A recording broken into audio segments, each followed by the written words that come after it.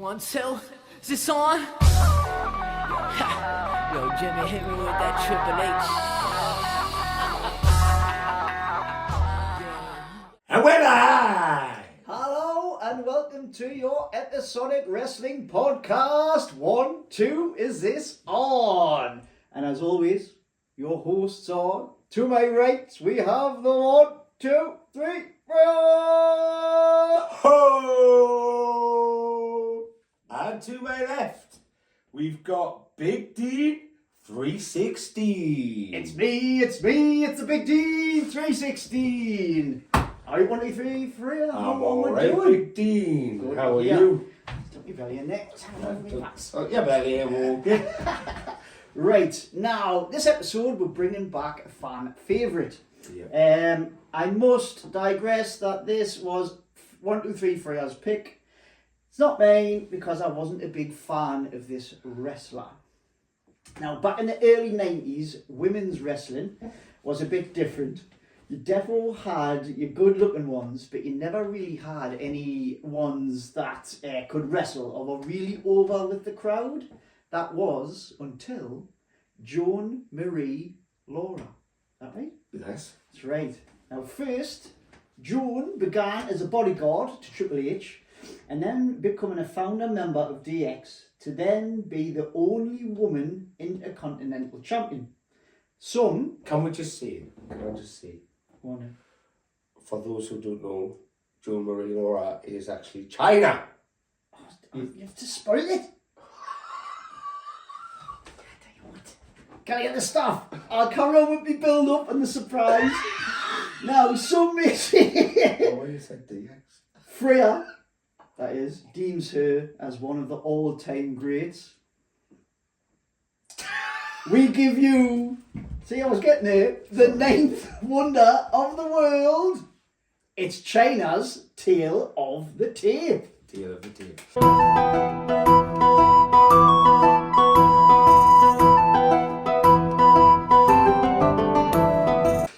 Listen, I don't know why you do not like that form. I really don't. Because, right, I do think she's one of the greats, and we will. know you do. We will go through and discuss what we've discuss it as we go as we do the show. I like big, meaty men slapping meat.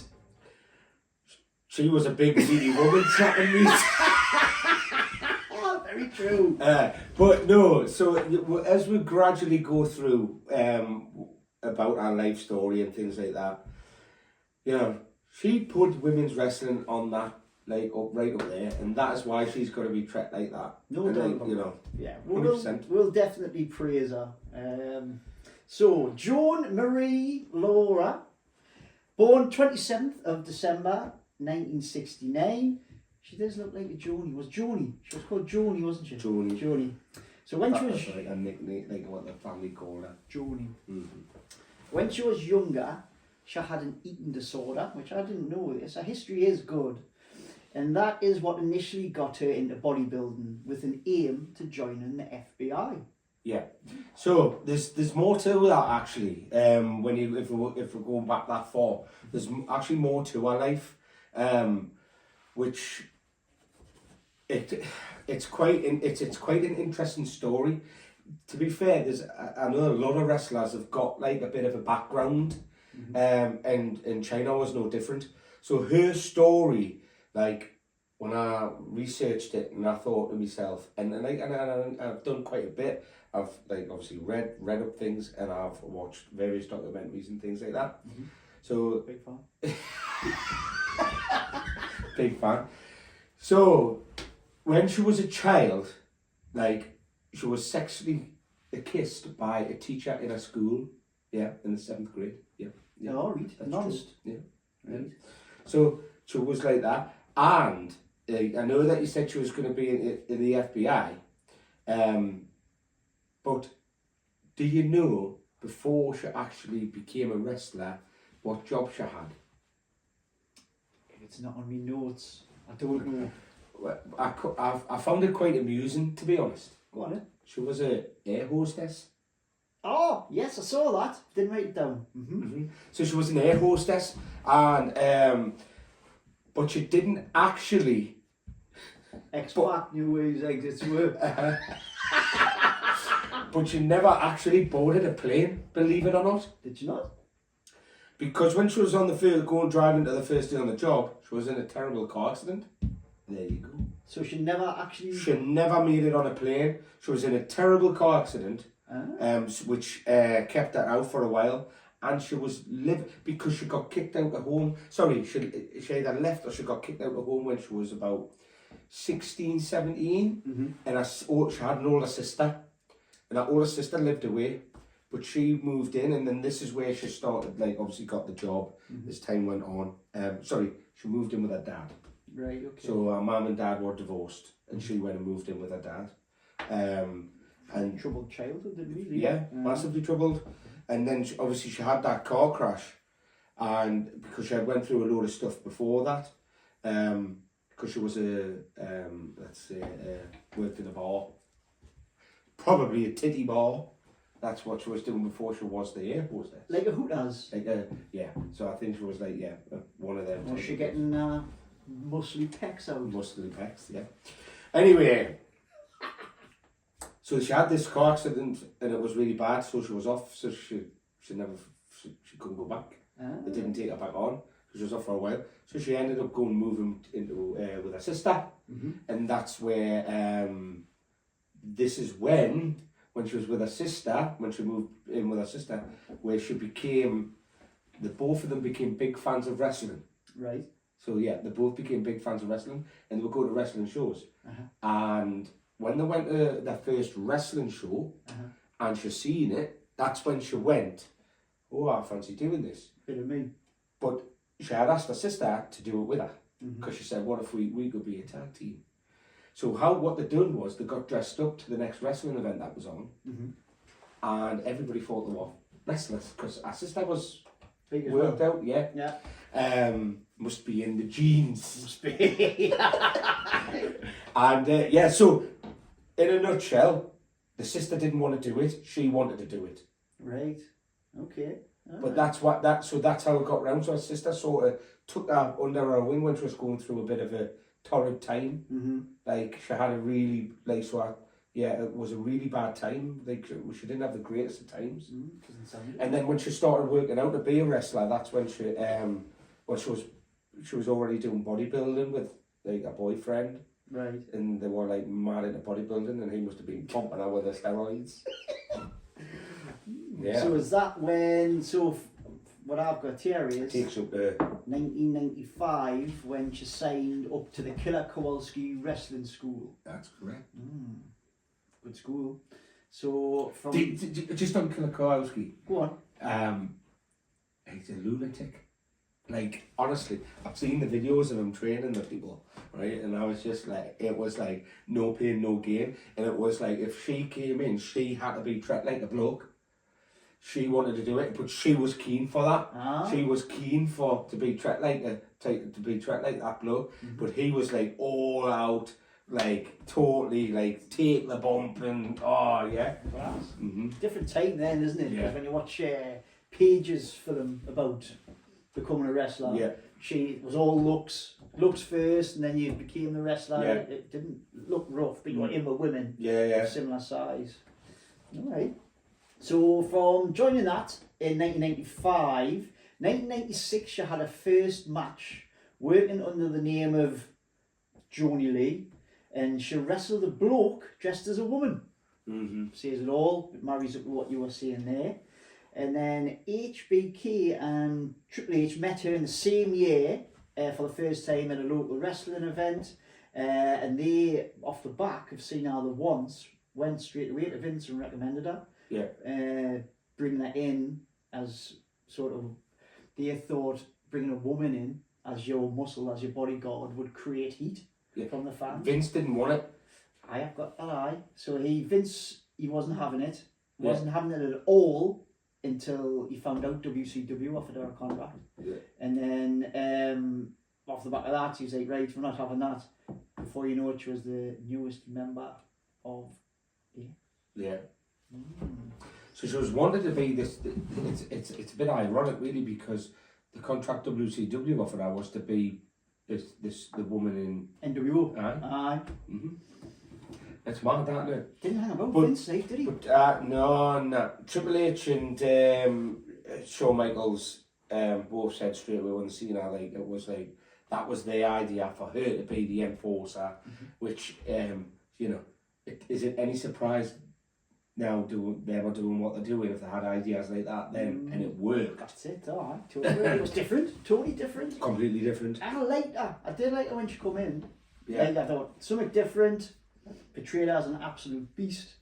So to begin with, I had no problem really. Can you remember when she came in?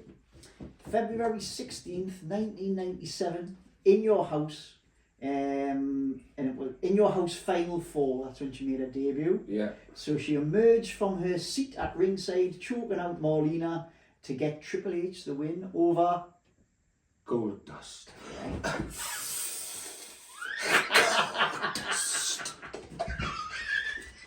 We're going to go like, get on, Dustin. So from then on, she was the enforcer for Triple H, which then led to the enforcer of DX, Yeah. and then became the newly titled Ninth Wonder of the World. That match, man. The one when she was up in the cage and she bent the cage bars. Yeah. I thought that was great. Like, Yeah. very, very good.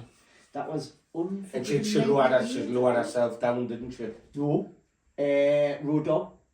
So Got it she down. opened the cage and then she was thinking about hanging, That's right. changed her mind, and then Road Dogg lowered the cage, so I'm scampering off. Yeah. Aye, that was Unforgiven 1998, Triple H against Owen Hart for the European belt. Aye. Pop quiz. Who was the 8th wonder of the world? Andre the Giant. Correct. Very good.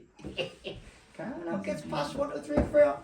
Right now, not many people wanted to work with her. Not many at all. Nah, because they thought that getting beat up by a woman wouldn't help their character, and only the clever ones clicked on that this meant if they feuded with Chyna, they would eventually feud with DX, which was where the money was in the 90s. Looking at her matches, she loved the low blow, like. Oh, I love the low blow. Love the low It was blow. like she invented the low blow. Aye. Because it was like, you know, she done it a hell of a lot. Absolutely loads. And all jokes aside, she loved it when she left wrestling as well. Boom, boom. Anyway, as her popularity grew, she got her own storylines, obviously. So in August 1998 was her first big one with Mark Sexual Chocolate Henry. Mark Sexual Chocolate Henry. I love that one, absolute class. So that storyline involved him pursuing her, knocking her Is back. that the sexual harassment storyline? I can't think. What have I got? She knocked him back, but then in late 1998, because he did get her, he ground her down, and she became his on-screen lass. Aye. Before she eventually turned on him and brayed him all over. First time ever though. Chyna's punching there, like. Punching. Sexual chocolate with the looker in that partnership. Right, what we got? So that was just after that she became the first entrant into the after that storyline. She became the first female entrant into the main Royal Rumble, the men's Royal Rumble. Aye, got that there. Oh yeah, so this is the start of our inclination to start beating blokes up. Yeah. Chin Mark Henry, and then on the January 11th episode of Raw, she won the Battle Royal to enter the Royal Rumble. And she entered at number 30. Yeah, bang on. Eliminating one. No, I do know this. Oh, it was somebody big. Sexual Chocolate. Aye. Aye. And she was eventually eliminated by Stone Cold. Yeah. So that's a good name to get eliminated by. So then the next night, I couldn't remember this. I got a shock when I seen the clip. The next night she turned heel on DX, hitting Triple H with a low. Yeah. And joined the corporation. With Shane McMahon. Aye. Which was then led to WrestleMania 15, when it went full circle, and then Triple H turned on DX and then rejoined with Chyna Uh-huh. and the corporation. And then they were the proper heel power couple. Aye. They were good then, like Yeah, they like were. That was very good. Yeah, it's my time. It's my time now. So WWE at this one, WWF should I say, at this point, they were gearing Triple H to become their next big single star. Yeah. Some may say, Freya, that she was actually the bigger draw. Now this was evident as she was the first to qualify for the King of the Ring and making it all the way to the quarterfinals before losing to Road Dogg. correct knowledge is Chyna, superb. And then this led to the August 22nd SummerSlam where Chyna was, I didn't know this, so Chyna was at one point the #1 contender and was all set to fight Stone Cold for the belt. Uh-huh. It was written, it's what Uh-huh. Vince wanted, and then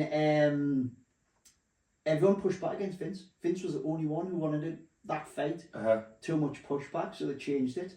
Yeah. Mankind got it, didn't he? Did he? Yeah. Oh, She lost the spot to Mankind before SummerSlam. That was a late change. Yeah. Which is interesting because I've heard Mick Foley talk about her and they were dead close friends.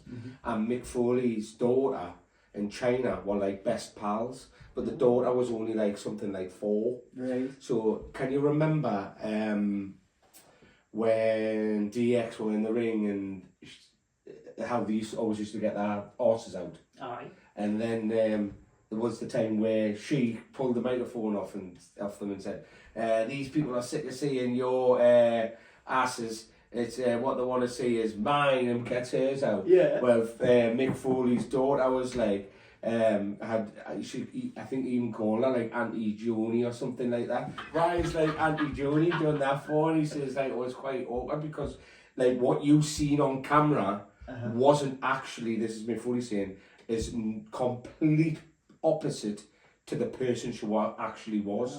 She was this caring person, and it was dead. He says like I was dead intrigued at how she was with my daughter, and he had a lot of respect for her, and he was one of the ones that fought for her to take. But he was the first person to take the bumps the way that it should have been, like with the men.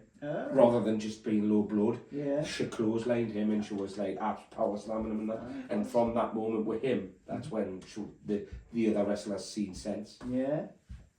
See that it always takes something little to make a big impact. Yeah. Imagine if you hadn't done that. No, I know. So yeah, so there you go. It's a massive way to helping her character, that. Mm-hmm. But Vince was still under the impression that she was definitely championship material. She was so far ahead of all like the other women at the time that giving her the woman's title was a step down. Yeah. She was chinning all these blokes. But she was one of the highest merchandise sellers as well. My God, that's what I'm saying. She Massively over. massively over. It was ridiculous. Big draw. Mm-hmm. Massive draw at the time. So off the back of that, that's when they booked her to feud with, remember? First. Jeff Jarrett. Aye. For the Intercontinental belt, which up until that point had only ever been held by a man. Yeah, so that match, the Good Housekeeping match. That's it, yeah. So the Good Housekeeping match, he actually won that. He actually won that match, and I think it was Miss Kitty with her at the time. She helped her win. Yes. Aye. Yeah. So something happened. I was trying to find it because I watched it. I watched it. I watched it a few weeks back. I really did. So I watched it and he won.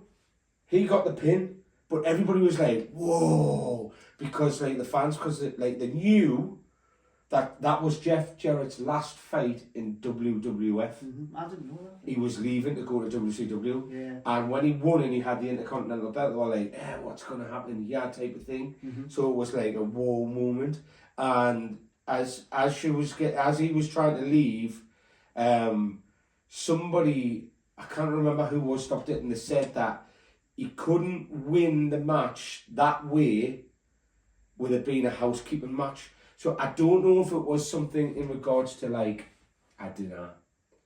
She might have tapped out of his figure four because that was his finisher. I'm wondering if she's tapped out of that.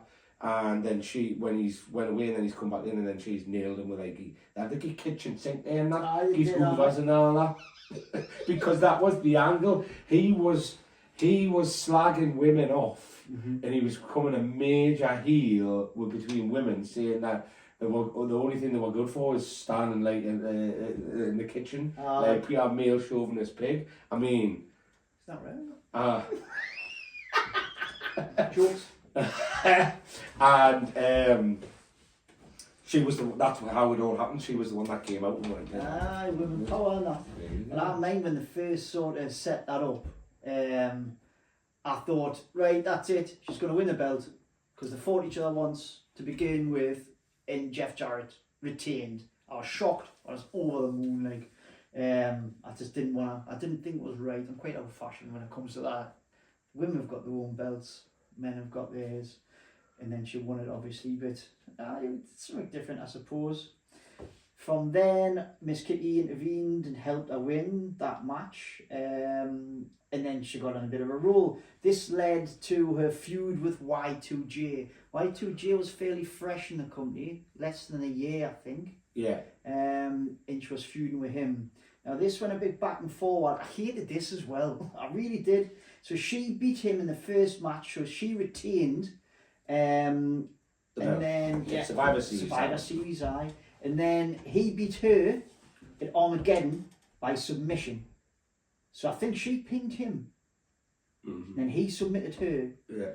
And then there was a rubber match on SmackDown where they both pinned each other and they were both Intercontinental Champion. Yes, that's right. Awful. That was stupid. Oh, yeah. Horrendous. That was stupid. So yeah, that went on. So January 23rd in the 2000 Royal Rumble, there was a triple threat match, which was Y2J, Chyna, and Hardcore Holly. I used to think Hardcore Holly was class. I was class. Lunatic. Absolute lunatic. And then Y2J got the win to become the standalone champion. There was loads of beef. They didn't like each other. Chyna and Y2J. Right. And I'm sure Triple H got involved and it went up to Vince. I'm sure we've discussed this. We discussed it on the Y2J segment that we did. There was definite beef in Chyna and Triple H didn't like it at all. But Y2J got his way in the end. Then shortly after, now it gets good. Triple H gets called by Chyna, Hump and Steph. Here we go. So they kept the relationship a secret. So this is real life. What I've read. Triple H and Steph kept it a secret. In her book, she says that they did this so people didn't think that she was only doing it to further her career. That must be Chyna, sorry. So Chyna and Triple H kept their relationship a secret. They lived together for 3 years. Yeah, they did, yeah. They trained together and everything. They were like full on pure gym buddies. I saw pictures like yeah. And then it was in 1999 that she grew suspicious. At that time, Triple H and Steph were in an on-screen relationship. Yeah. And then, do you know how she found out? How old school is this? You will appreciate this. You've got these in your loft. She found a love letter. Yes! I've got love letters. She found a love letter from Steph to Triple H in his briefcase. In his briefcase? He was carrying briefcases around then. Why would you put a love letter? I'm surprised it wasn't in your fanny pack. You said, "Oh, keep it there, some technical work." I know. I mean, imagine they had them. There would have been dick pics a lot. And that's Chyna's.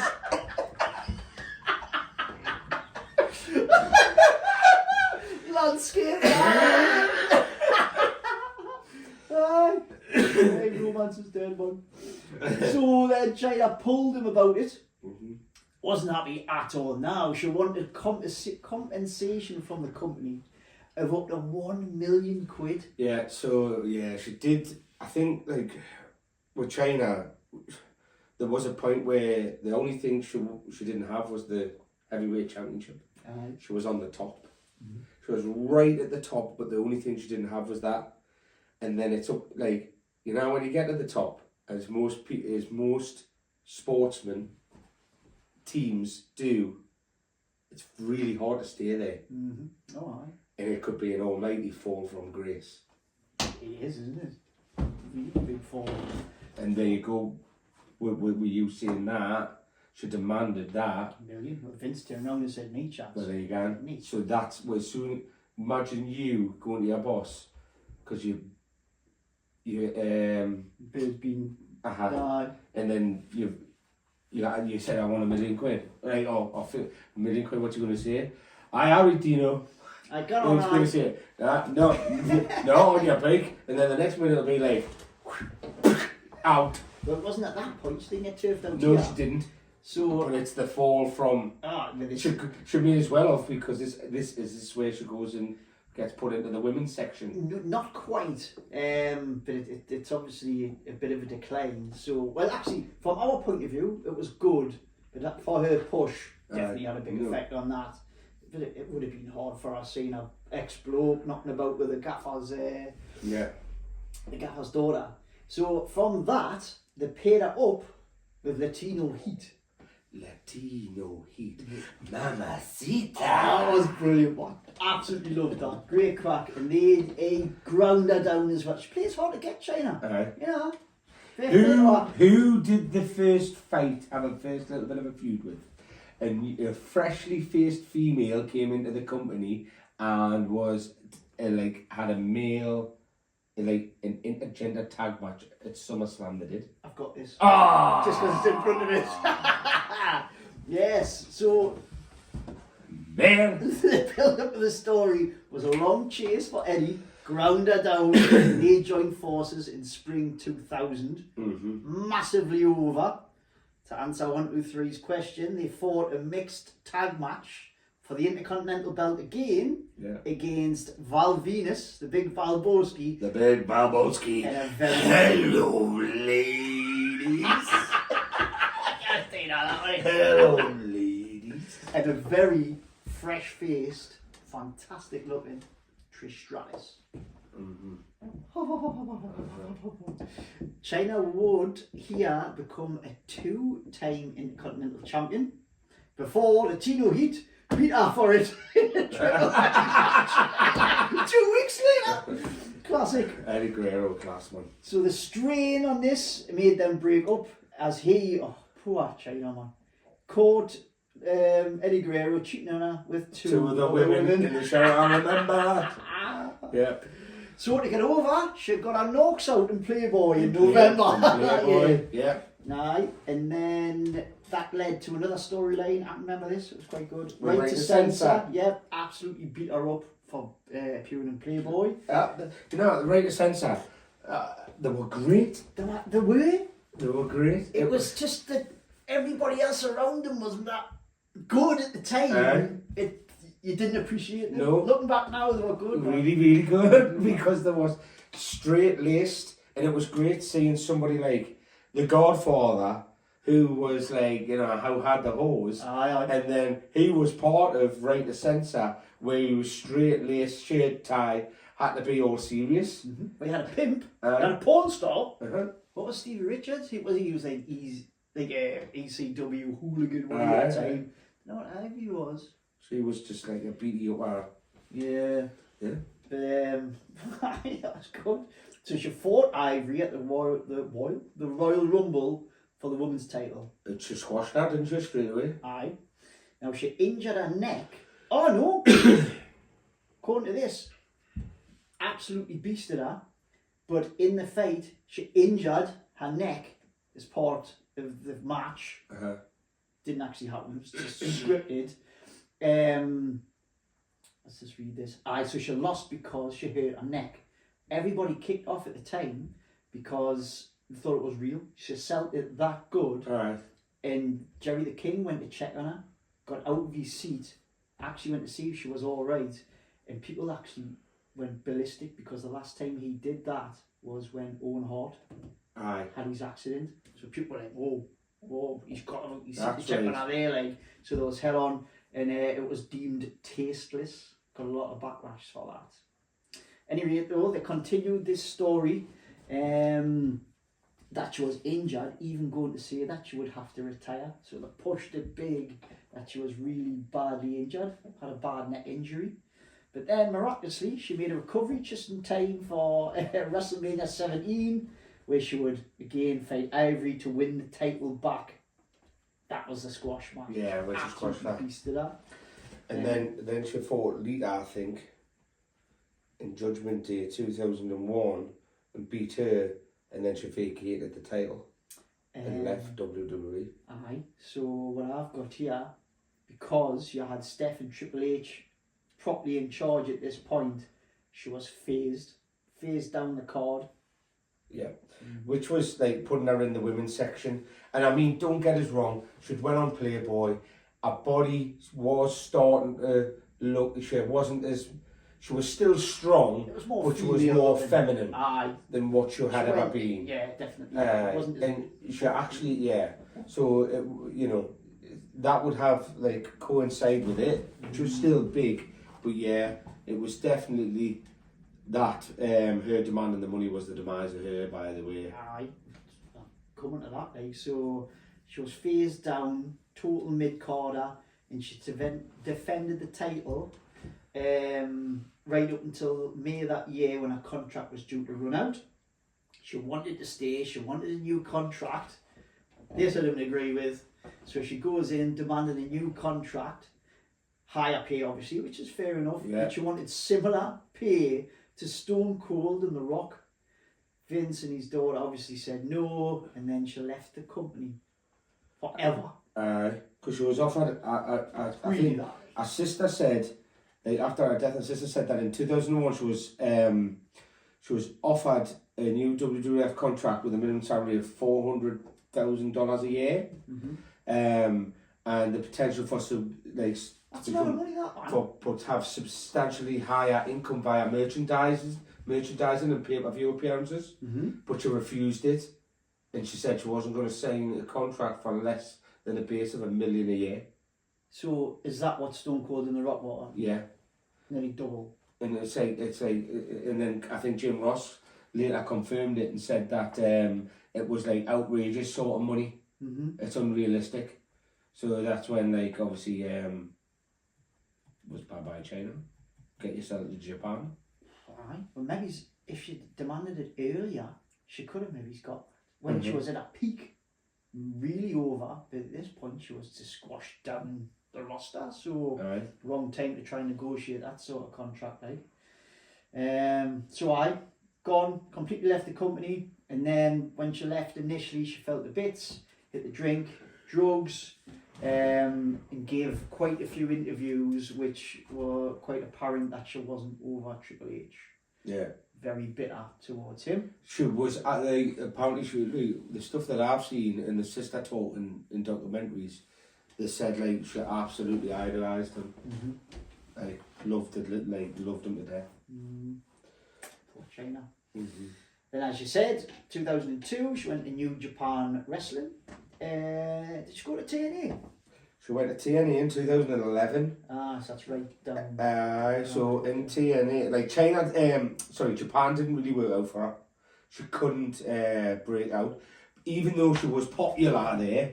But as like a wrestler over there being involved, she never really got into it. I think she only did about several matches. That was it. And then in 2011.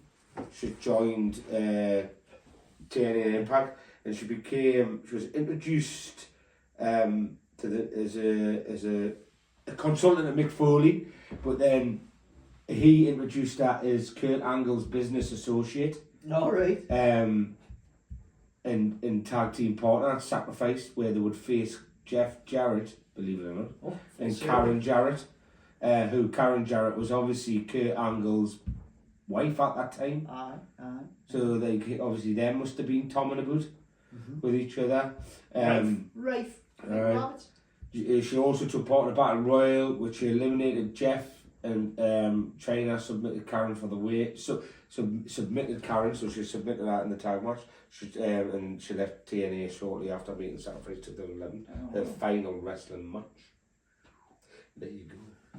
Personal life then. So I think this must be in between all that. You've got, she appeared in Third Rock from the Sun. So I've just, yeah. Aye, she did Celebrity Deathmatch. I used to love that. Remember that? With the clay characters. That was brilliant. She did second shoot for Playboy, getting the old... Barefoot. Getting the pit out. 2004, did a few documentaries. Yeah, a few documentaries. Ah. One night in China. One night in China, indeed. That's when her and X-Pac decided to go to China. That was that. Fuck. Did you ever see that? I'll hold my hands up. I've seen it. I can't remember it. I've seen it, but I can't remember it. She made quite a few over the years. Yeah, another night in China. Back door to China.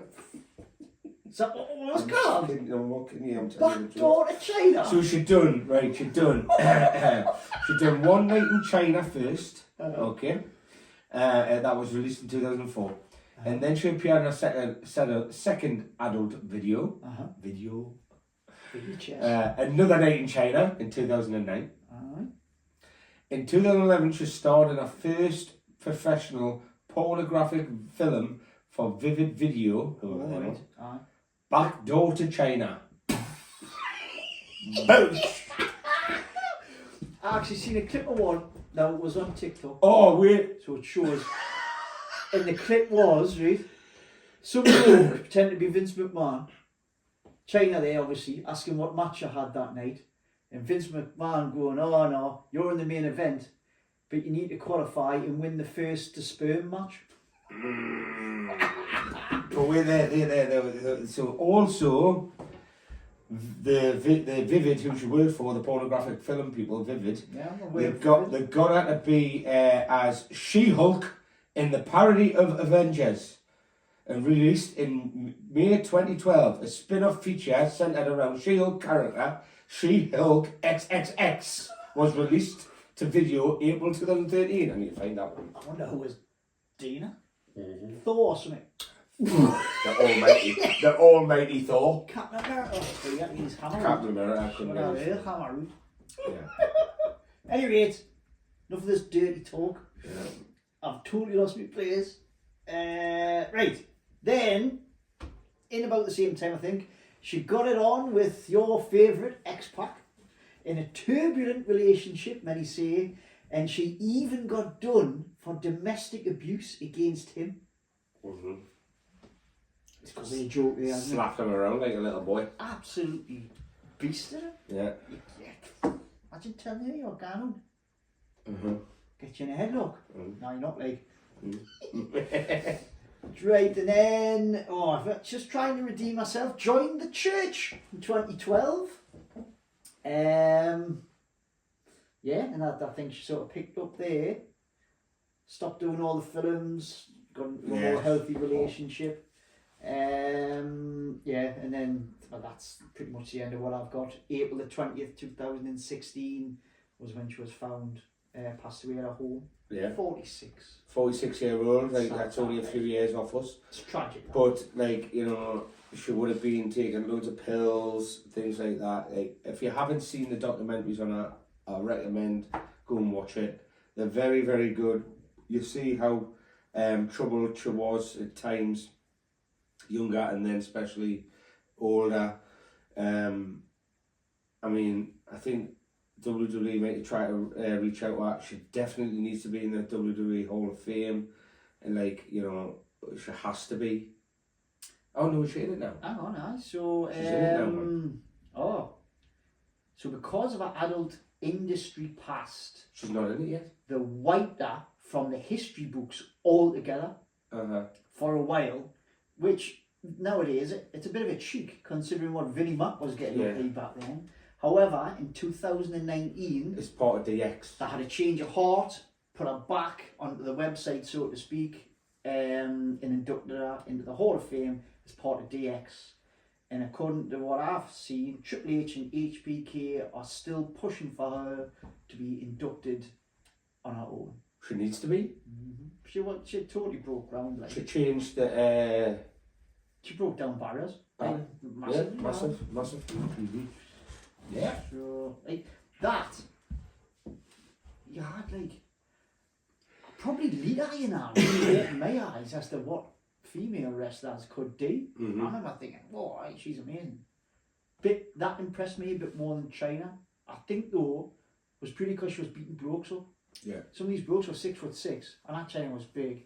Yeah. It just wasn't quite believable to me that she would do that. That's probably why I didn't really like her that much. But in her own right, But looking back now, it was good. can you remember, like, she used to do moonsaults off the top rope and that? Aye, when she trimmed down, she did. Aye, she totally should have became a better wrestler when she trimmed down.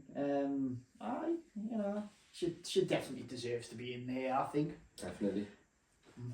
So there you go then. There you go. I could have been a bit deep that. Aye. Aye. Yeah. So there you go. That was your One night in China. Was it backdoor into China? If it was a woman night, I still wouldn't gone in. No. Liar. I'll make a cup of tea. I make girls look like girls, like. Right, yeah. So that was your episode this time around. We hope you enjoyed it. I didn't. I have been Big Dean 316. I'm foaming. I'm foaming. He didn't enjoy it. I've been the 1, 2, 3, 3er. Oh, we appreciate you. And if you're not done with that, we'll see you next time. Keep it sweet.